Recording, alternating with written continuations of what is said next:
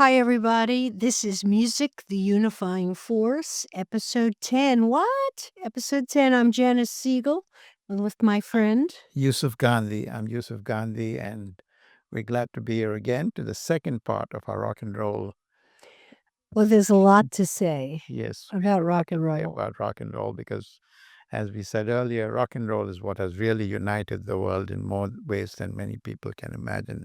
Well, it did so many things, including breaking down racial barriers, right? And Yes, it was a cultural revolution, really, of a rebellion for teenagers. yes, a rebellion, and for teenagers whose songs, so many later on, there was so many songs talking about togetherness, including in the R&B and the rock and roll, and we'll talk about all that. But in the beginning, oh my goodness, the parents were horrified and going wild, and the church, oh my God, and the teachers and politicians. Rock and roll is going to infect our youth, and blah blah blah, and juvenile delinquents, but many factors came together to induce this explosion of rock and roll, and then all of a sudden it was there. And it's there, and it's still there in many different, so many genres. Just rock and roll itself is divided into so many genres today, and it's Yeah. and it's all over the world. I've come from India. The Bollywood songs were with using rock and roll. Go to any Spanish music came into the hip hop culture. All that was something that brought the world together, and so we'd like to start with one of the early pioneers of rock and roll movement. There was a crossover of the children who were listening to rock and roll now. It was a lot of people from white middle class families listening to rock and roll. Right, and the kids were sort of rebelling against this sort of conservative white bread, 50s, and everything was nice and clean and disinfected. This culture of easy listening music, and so there's a rebellion. But in cities like Memphis and Chicago and New York, certainly, and Cleveland, that was from where Alan Freed was from, right? Now, didn't he? It's said that he defined the term rock Yeah, and roll. yeah. He was the one who first used the term as on a show, which was I think Moondog or something's Rock and Roll Hour, and then in fact the people we're going to put on now, that was the first time he mentioned it like a almost in his radio show as used that term to define the music when Bill Haley and the Comets came on with Rock Around the Clock, and he said, and now let's rock and roll with Bill Haley and the Comets. And that's it became a term, it became a genre, it became everything. So here they are, Bill Haley and the Comets with Rock Around the Clock.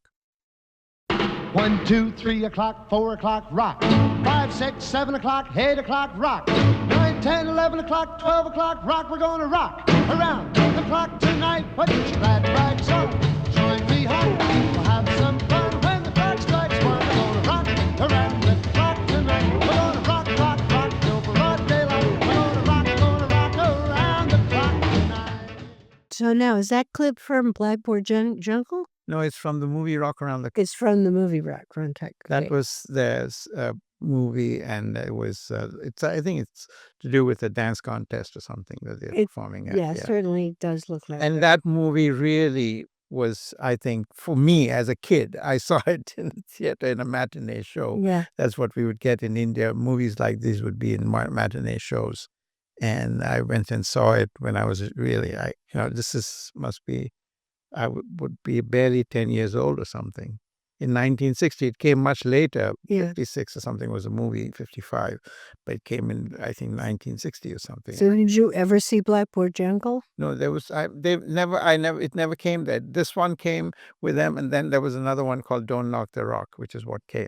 This one was the one I saw, and you could see the confluence of cultures. You had the Platters, you had Little Richard. They're all different types of musicians in this movie, live shows of different.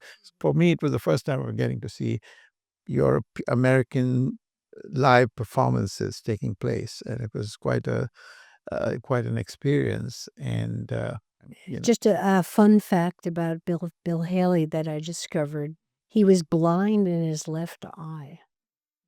If you look at a picture of him, you'll see that his eyes don't look the same. But he had like a curl, I call it a kiss curl, one of those Yes. things hanging over from a pompadour that was on his right side always to distract from the left eye. I mean, so just a fun fact out there for you people. It became a gimmick, I guess, added to his popularity. Yes, he was very popular. For the whole crossover culture, he was like the original, pioneer of rock and roll movement, though there Yeah. were lots of other musicians at the same time. But I think this song became so big for him. And with that, Alan Freed started, and then you had another great rock and roller, Jerry Lee Lewis. Oh my God! And I think he took a lot from Little Richard. If you see the way he performed, Little Richard was the same thing. He would be Flamboyant. jumping up and down, flamboyant. Yes. But Jerry Lee Lewis did it with the piano. Oh, yeah. I mean, well, like using his kicking the piano bench. On the piano, he would do all sorts of things. Yes, he would do all sorts of things, and that was the beginning of people, adults getting upset, adult parents getting upset. This is what is he doing? He's trashing the instrument. He's, and it was the first time I think somebody tried to trash an instrument before, like the Who and Jimi Hendrix and all of that. Breaking the electric Doing that. guitars. Anyway.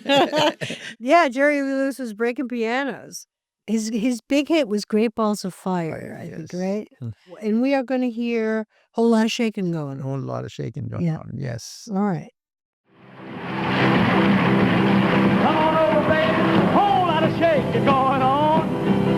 Yeah, come on, baby. Baby, you can't go wrong. Oh, she's thinking. Whole lot of shaking going on. Yeah, come on over, baby. We got chicken in the barn. Woo, honey. Come on over. We got the food by the horn. Woo, again, you hear that boogie woogie influence, and he is from Louisiana too. So Yes, and this got that. actually was part of the Ed Sullivan Show. So you can, imagine, like Sullivan Show himself was tried to ask the musicians to be very conservative in the like not trash the Yeah, piano. Yeah, I guess he didn't practice that, but yeah. Well, Ed Sullivan, was pretty great. I mean, he was great. He put all types of music up there. He did. You have against before- some yes, resistance. yes. Yeah, good for him. Then along came the king of rock and roll, Elvis Presley. Elvis Aaron Presley, and the king of rock and roll. Sun Records, Sam Phillips, and the whole rockabilly. Well, the beginning of rockabilly too. Yeah. Yeah, I mean, he really wanted to bring Afro-American music to a wider audience, Yes, or yes, or should we say a whiter audience? yes. But and he did. He did, and he basically, as everyone knows, many people thought, oh, he's a racist or something like that, but it was not I think him. it's the opposite. He was the opposite. It was more like his manager who wanted him to, keep that white audience there for him and everything. But all the African American musicians, from B.B. King to Little Richard to, Sam Cooke, everyone had the greatest respect for him as a musician. So did all the British musicians. Hmm. Everyone, for them, it was an awe whenever they went to meet him. It I have was to say, my favorite Elvis period is the rockabilly stuff. the early stuff was the best. Wow, Definitely. I love it. Even Scotty Moore, and That's All Right. Yeah, and even the musicians he had in the band. Yeah, well, Scotty Moore Scott and Moore Burt and, Black yeah, Bill Black, and the Jordanaires sing behind it. and the Jordanaires. Yeah. Yes, yes, So he's bringing together gospel, country, yes, he is.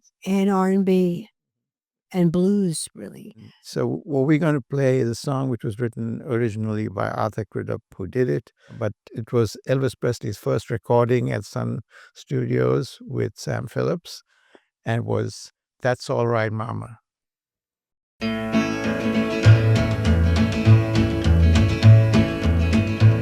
Well, that's all right, Mama. That's all right for you. that's all right, Mama. Just any way you do it, that's all right. That's all right. That's all right, Mama. Any way you do. Oh, I love that. I love that. And that was his first song, actually. It's so sad how he ended up, though, Yes. just beaten down and sick and Fame also changes you completely. Too much fame, because you don't know, you cannot even walk out of your home without being followed, the paparazzi, everything. And then you, especially for people like Elvis and people who became really huge stars. And that's what I think happened, because even when he was famous, he found his greatest escape going to Beale Street and being with the black musicians, yeah. because they treated him like an ordinary human being, and he treated them the same, Right. So it was, I think the relationship with Tom Parker, yeah. it was too controlling, and it just, I think, squashed a lot of his creative Right. dreams, like playing in Europe, for instance, Saying anywhere out of the United States. anywhere. Yes. Yeah, I Like- mean, there was. So he ended up in Vegas, Yes. and That's not the best place to be. no, it's know. not. It's not. So to be all the time, he wasn't going anywhere, and And you that was- pretty much had to sing the same Yes. songs over and over. a lot of times, Yeah. yes. Though he had such a big catalog of records and everything, so But imagine Yes. what it would be like to have had his creative leanings gone free. Where would he have? put him in so many movies and things like that. They were So it was terrible, just- they were terrible, They were not terrible even great movies. Yeah, they were just putting him in movies. That's what Tom Parker, I think, was doing. That was more money for him, but it was not the ideal place for him to be. There were some good movies initially, Jailhouse Rock and King Creole. Those were good movies, and there was the other one, Love Me Tender. These three really good movies.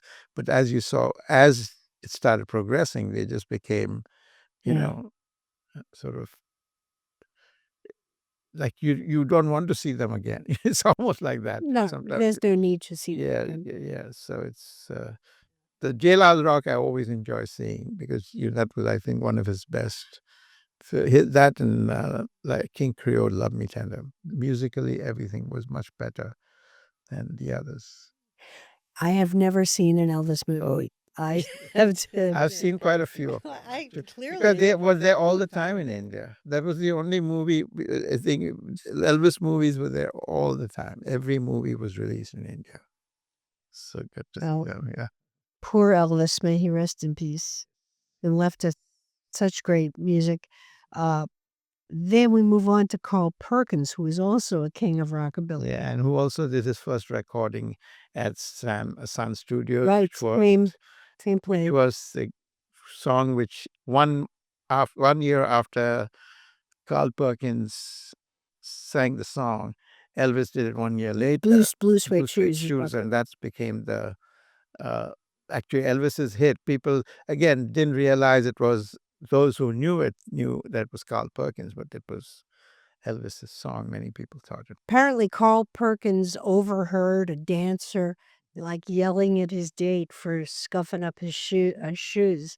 That was the inspiration for this song that Elvis certainly made famous. But Carl Perkins, wow, he wrote hundreds and hundreds. So many great songs. Honey Don't, which was like one of Ringo Starr's leads. They didn't give him very many, but Honey Don't, he really sounded great. Yeah. Ringo was my favorite Beatle anyway.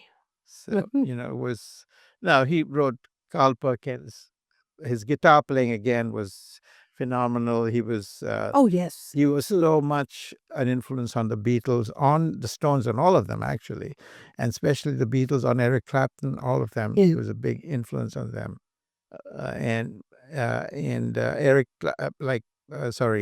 George Harrison always said that he was his, he was his guitar hero. Yeah, well, he used all kinds of arpeggios and Yes. palm muting, and open strings and all kinds of techniques that were not widely used at that point. So he was an innovator in that way. He's not that well known, Yes. actually. He's the Sure. musician, actually. Yeah. It seems like these guys, every time they're where he lives, I think it's in Nashville or Memphis or wherever, will always go to visit him. Paul or George or whoever was Right. there at that time would go and visit him because they looked at him as one of their gurus in the music world. Yeah. And he was. Yes. So, Let's hear Blue Suede Shoes. Blue Suede Shoes. Yes. Don't you step on my blue suede shoes. Well, you can do anything but lay off my blue suede shoes. Yeah, you can knock me down, spit in my face, slander my name all over the place. Do anything you wanna do, but honey, lay off of them shoes. Don't you step on my blue suede shoes. Well, you can do anything but lay off my blue suede shoes. So great. Yeah. I love watching the bass player too. The bass player of this rockabilly stuff. It's a That technique. slap bass. Slapping it. Yeah. Yeah. Which really is so percussive and great for the style. And I love when bass players do that. yeah, and actually, Brian Setzer, Yeah. his orchestra, Right. they keep that rockabilly thing alive, actually, Yeah. the band. And since I'm mentioning Brian Setzer and Blue Suede Shoes, of course, we will have all this on our Unify list for you to listen to and watch on YouTube. But we will also put in another recording, Carl Perkins doing Blue Suede Shoes and a medley of his songs he's written. And all of them are performing with him. That is, you have George Harrison, Ringo Starr's playing drums, you have Brian Setzer, you have his bass player, you have Eric Clapton. They're all together performing, and he's asking each of them to do solos, and it's a live concert, and it's incredible. And how old was Carl Perkins at that time when he did that, do you think? It was not long ago. Yeah. He was playing right to the end. Yeah. Wow. Yeah, Carl Perkins. In fact, he was alive way after George Harrison died.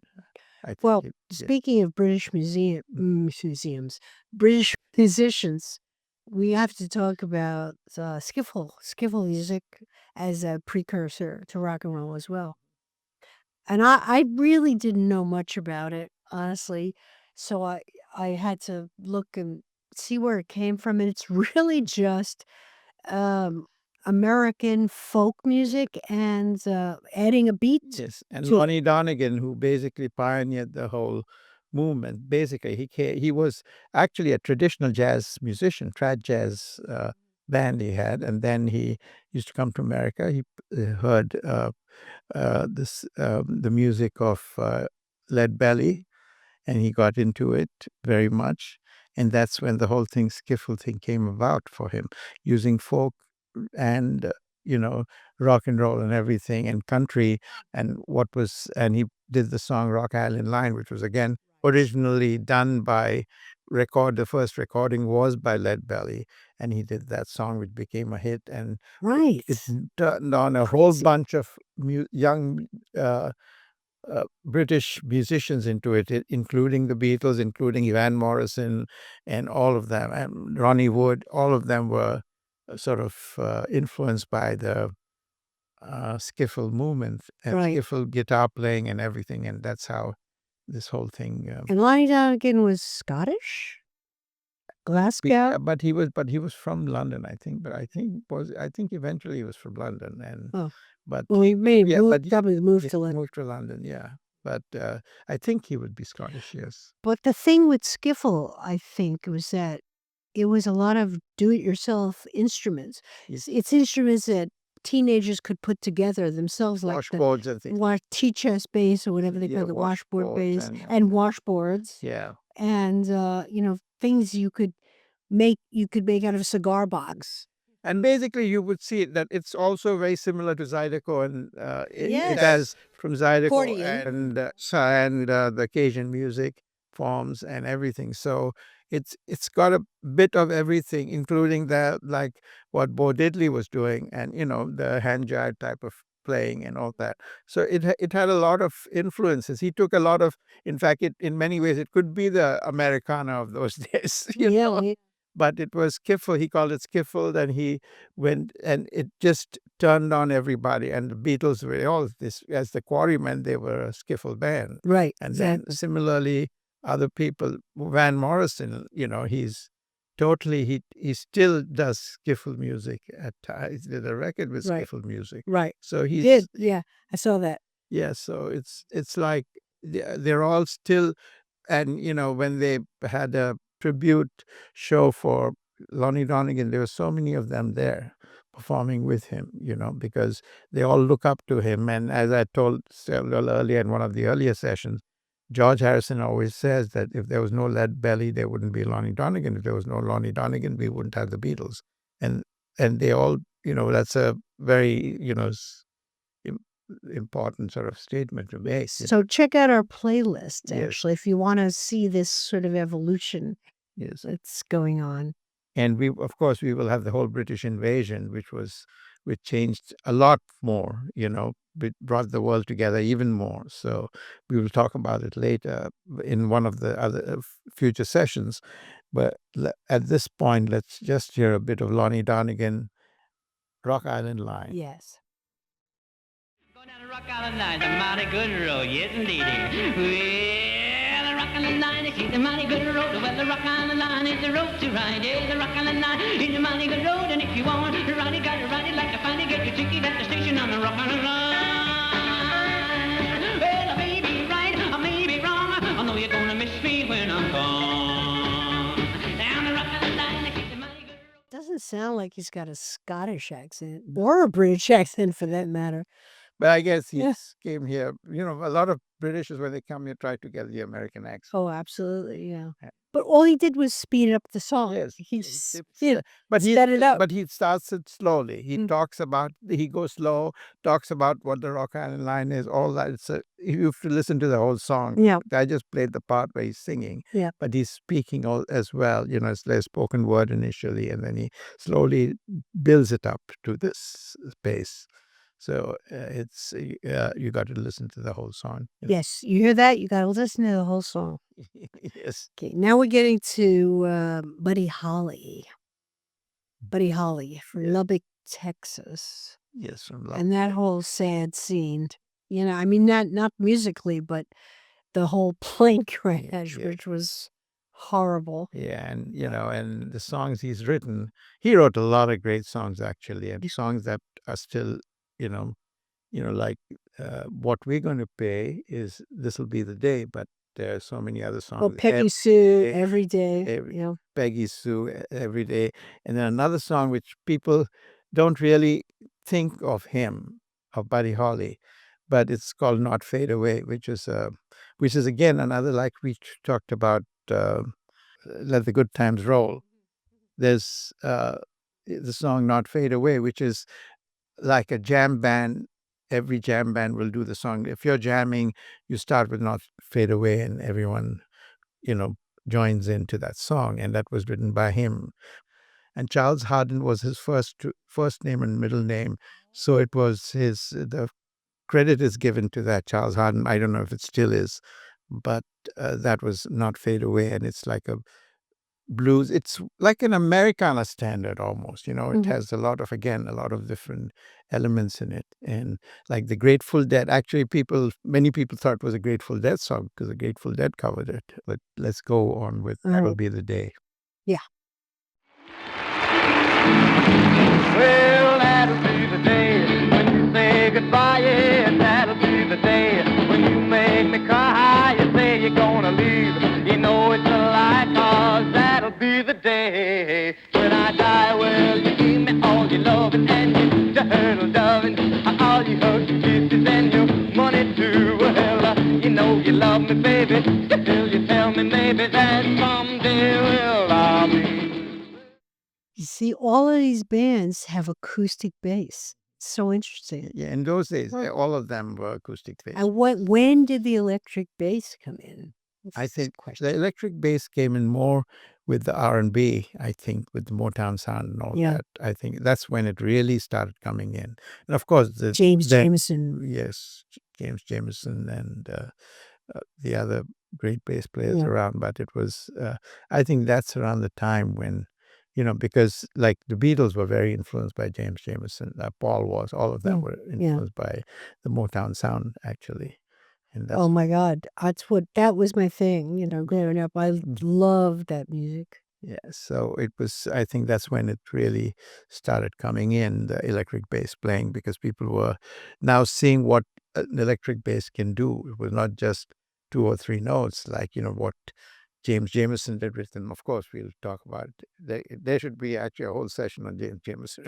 Yes. But there's no electric bass player he has not influenced. But it's a whole different scene. But Buddy Holly, there's another fact. If it's like a good trivia question for anyone who wants to know, is the Hollies, the group Hollies, got their name from Buddy Holly because they were fans of Buddy Holly, and that's when they gave their name as the Hollies.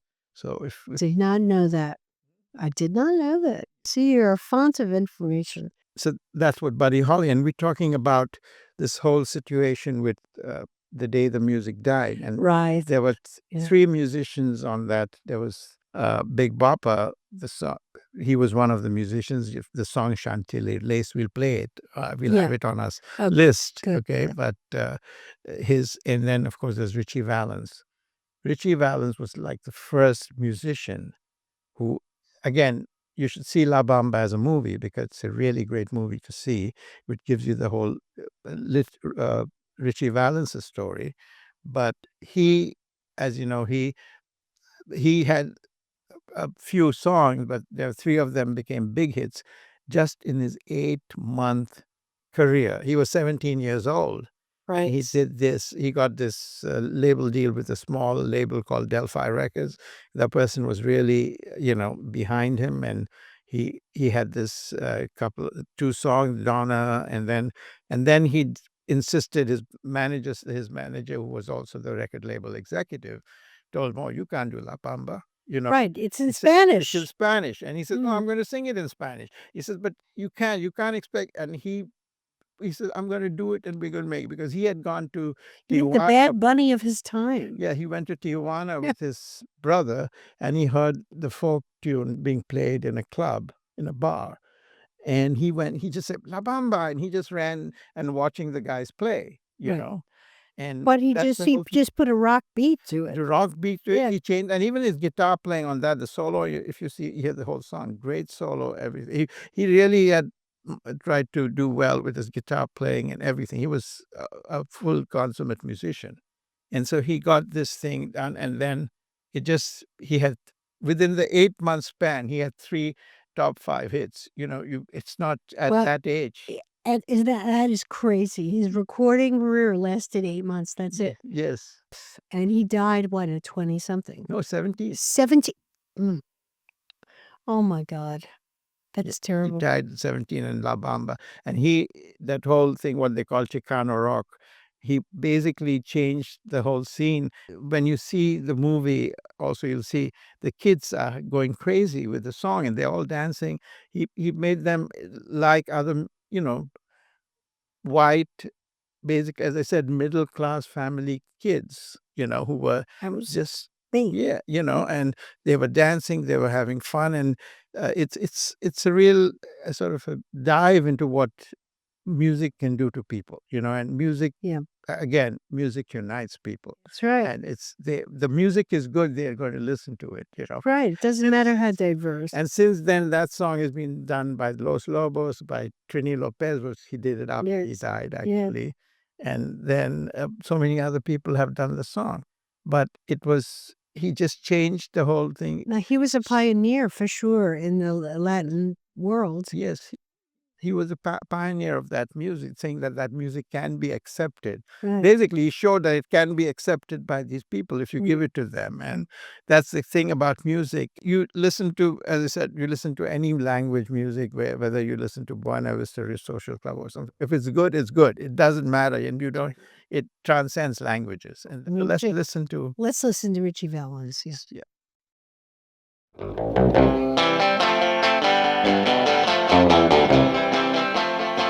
Para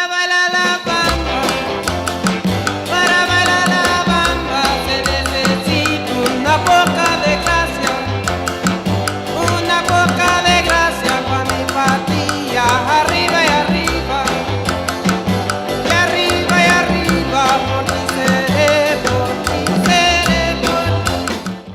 Bravo. And that was him. 1958. Yes, Yeah. 58, when he was 17 years old. And he wrote some good songs, and I think that I guess there's only one album out, maybe. But Yeah. We'll never know. But Yeah. La Bamba is yeah. adapted from the Mexican folk song. But now, when we're talking about this, as I said about this, the day the music died, we've got to remember that this is Alan Freed having the tours, with these Right. reviews. Right. Rock and roll Rock reviews. and roll reviews. Normally it would be Buddy Holly, Richie Valens, Dion and the Belmonts, and Big Bopper. Big Papa, Eddie Cochran, Right. all these people, and a lot of times also Jackie Wilson. He would be the only black guy on this tour. But But I'm wondering, were there any women in this world? at that time there were. Yeah, were there? No. Interesting. I don't think the rock and roll girls really, as it is, it was not like, so I can imagine the parents, and you're not going out if you're going to be in a girl group. It didn't really happen until I think Yes. the girl groups, Yes, the Shangri-Las, Reparata and the Delrons. and all of that. Yeah, the Shrills, and then Motown, of course. Blossoms and all that, and the Motown. The problem is there were African American women who were doing music, as we saw, but the white girls were not allowed to go out there. It was a different situation. It was much more conservative people. So I guess that was the problem of them really going out. I guess so. I cannot. But where we're talking about this band, they used to go around, and of course it happened that their bus had the air conditioning broke, and they were in Iowa at the height of winter, and there were storms and everything. So Buddy Holly chartered a plane to take some of the musicians to the next stop, and that's when the plane crashed. Yes, it's a small plane. Yeah. I wonder how much it cost in those days to hire a plane. Hire a plane? And the person who didn't go on was, of course, there were two people who didn't go on. Yeah, Yeah. Waylon Jennings Jason was one. Jennings and Tom Tommy Alsop. Alsop. Was the second one. All these people were going on different groups together. Eddie Cochran used to be on many of these tours. He was not on this tour, but he used to be on many of their tours. After these three died, he was very distraught because they were his best friends, all of them. He was very close to Richie Valens. He was close to Buddy Holly. He was close to Big Papa. All of them, they used to perform together. And he said he was so distraught, and he started having a premonition that he would pass away. And 1 year later, he did pass. Yes. And also, but when he lost these three And friends, he was only 21, yeah. too, when he died. So when he lost these three friends, he wrote a song much before Don McLean did. The day the music died. American Pie. American Pie. Before he did that, that's much before that. Just immediately, that has to be within a year. I think immediately he wrote this song called 3 Stars. Oh, wow. And he talks about them, and it's a mixture of, it's very like that sad country song almost. It's done, and then there's he's talking about the three people, like in spoken word form, and the whole song. So what we will do, we will play that. We will use that song part of our list so that Great, what great. he wrote, because he was a good songwriter himself. Eddie Cochran. Eddie Cochran. But he did write, he wrote about teenage frustrations very well, and we're going to hear one of those tunes. Yes, now. Summertime Blues, which many of you may remember also the Who. Who had a huge used to hit with it. That's how I did. learned it. Yes, and it was There ain't no cure. for the Summertime Blues, and that's Eddie Cochran.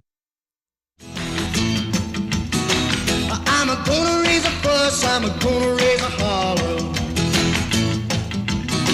about working all summer just to try to earn a dollar. Every time I call my baby, try to get a date, my boss says, no doubt, son, you gotta work late. sometimes I wonder what I'm gonna do, but there ain't no cure for the summertime blues. Man, that guitar. Yes. That guitar. He plays great solo on this. Yeah. actually. So again, listen to the whole song. Yeah. You So good. got to, So good. because these are all great songs to listen to, and you can reminisce, those who were present when listen to the Who doing the song, you realize where it came from. And as it is, these people in many ways were way ahead of the time with the type of songs they wrote. True. And as I talked about Jackie Wilson, being there, and since we had Elvis, I'd like to tell you a story that there was someone who told Elvis once that, because I guess he must have seen Jackie Wilson going in all these tours, Alan Freed tours. So he said they're calling Jackie Wilson the Black Elvis. Elvis tells him that, I think you should tell them that I'm the Black Jackie Wilson. That's what he said. Or the white Jackie Wilson. The white Jackie. Sorry, I'm the white Jackie. The white Jackie Wilson. And that shows his respect for all. Yeah. Jackie Wilson. Yeah. One of my favorite. Yes, and what a Great dancer. Great singer. He influenced everyone from Michael Jackson to all these guys. Absolutely. Even I think James Brown. Maybe James that- Brown. I mean, yes. Jackie Wilson was doing splits, Yes. right? On all the stage. And he did some great duets too. I He think. did duets. He did great songs. Yeah. He wrote such good songs, I'll Be Satisfied. It's one of my If- favorites. And No More Teardrops. Oh yeah, Lonely Teardrops. Lonely Teardrops. Yeah. Do the Jerk, and then Oh. Your Love Keeps Lifting Lifting Me- Me Higher. Yeah, that's his song. Yeah, that's his song. Yeah, it was written for him. Oh, Lifting Me Higher. Yeah. Wow. That's That's his original song. me. Oh my God, I didn't realize that. So many Okay. people have done it, but it's his Yes. original. Wow. When Jackie he was on Brunswick Records. Anyway, so we go on from Going on Eddie Cochran, to Danny Danny the and the Juniors, like maybe the beginning of doo-wop in a way, but Oh, absolutely. Yeah, they were and more of a duo. well, you can tell us something about them too. They're really known more, I think, for their hits rather than their place in vocal group history. And the hits have been covered by so many people. If you saw Woodstock, you saw Sha Na Na doing their version of the Danny and the Juniors tune at the Hop. So that's Hop. what we'll play. Yeah. There were a lot of white middle of the road groups at that time, like the Four Lads. The Four Lads. Could there be anything more white bread? The Four Coins. So Danny and the Juniors were an antidote in a way to those groups. They were one of the first acts to interpret the black music and the R&B in the context of white rock and roll. So we're going to hear At the at the Hop, of course. Let's go to the Hop.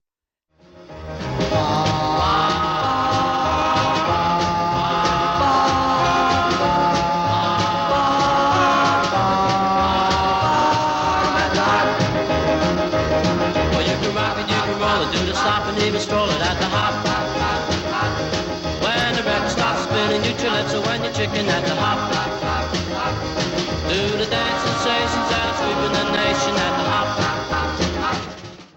Yeah, they are early, a little bit more doo-wop-y. Yes. Yeah. And that was Danny and the Junior, and then you had Hank Ballard. Oh, Hank Yes. Ballard and the Midnighters.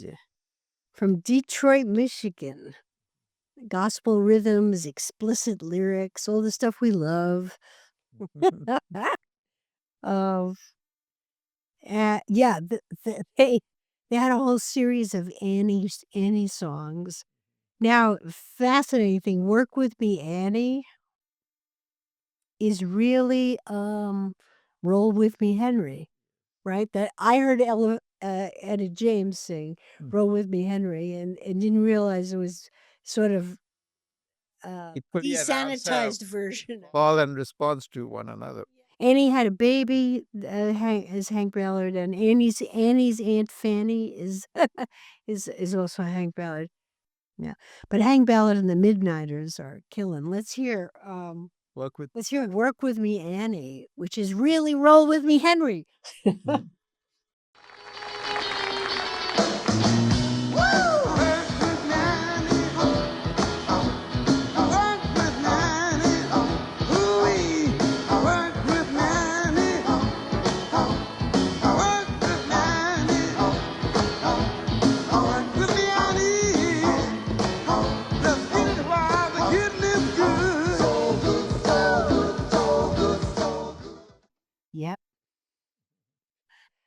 I would love to hear more about the process of how that became Roll With Me, Henry. Because on it, First, yeah. yeah, which came first, and because I think Etta James has a man on the record too that's doing little asides with her. No, So it could be they must have done a double. Said, okay, now you do. Yeah. I'm doing this yeah, to answer to yours. It's possible because that's what it seems to me with the titles being the way they were. and then finally we get to Bo Diddley, Yes, and who was an innovator in so many ways, not the least of which was his guitar playing, his special shape guitar. the special shaped guitar actually, it's very much African guitars are like that. Uh-huh. They're It looked like rectangular cigar guitars, boxes, actually. Yeah, rectangular. In fact, in Morocco, they have these guitars called the Gembri, and which is exactly like that. And they have also Wajaj. These are all. They have different names for it in Africa. It's also called Sintir, which they use in other parts of Africa and also in Indonesia. So these boxes, some of them are bass, some of them have six strings. So that's what it's basically Afro-American, instruments. These are ancient instruments that are used. Yeah, but to Bo Africa. Diddley definitely not only brought that Yeah. to rock and roll, but the Bo Diddley beat is Yes. basically Afro-American ham bone. Actually, more Afro-Cuban origin. Yeah, yeah. Yes, called the clave rhythm, and Yeah. that's what it is. It Dup, takes from Dup, bop, the- bop, yeah, bop, bop, they call it bop. the It's clave a rhythm in five South beat South rhythm, America. or And clave. that's what and with the hand clapping thing, Yeah. in a way, it's also like what they do in with the flamenco artists. They're clapping when they sing. Right. So it's a lot. It's all over. I believe there this clave different aspects of clave rhythms are around the world, but it's Oh, yeah. in Africa it's very commonly used in different parts of Africa. I mean, nobody had seen anything like this or heard anything Yes, like this at that before. time, I mean, I know I didn't. Yeah, and he just he I mean, it's a cornerstone of not only rock and roll, but hip hop. and Afro rhythm, basic rhythm, the the original syncopation of Afro Yeah, rhythm, if you yeah. really look at it, And his use of tremolo and in his guitar playing, and I love his glasses, I have to say. And what we're going to play the song Bo Diddley. You'll see Yeah. this is the original early version of it. So he's got a regular guitar. What we will do in our Unify list, we'll also play a later recording of his where he's using that rectangular shaped guitar, and it's a much bigger band and everything. So Yeah. it sounds different.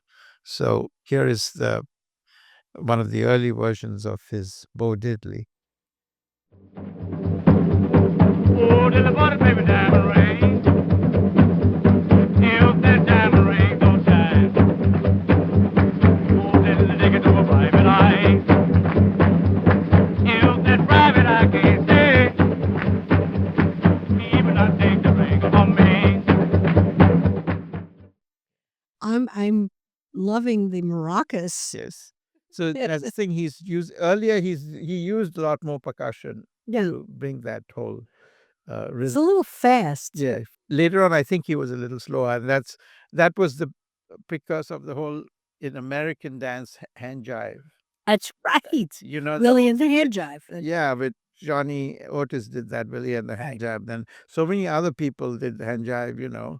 It was in the show Grease. Yes, it was in Greece. It was it's a New Orleans, type of dance. Absolutely. And it became a very, very, again, yeah, you've got music from different parts of the world coming into becoming American mainstream music Right.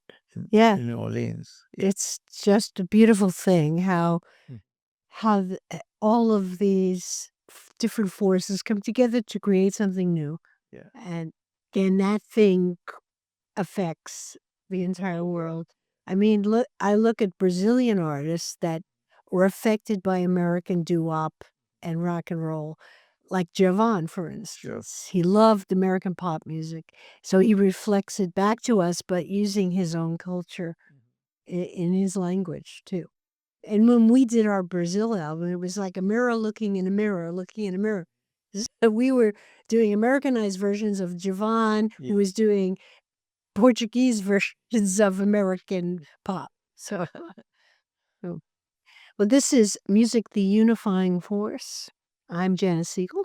I'm Yusuf Gandhi, and don't forget to go on our website, musictheunifyingforce.com, and give us your comments. Listen to all the other music that we put on it, because that's what helps us all keep some sanity in this world. Thank you. Yes, thank you.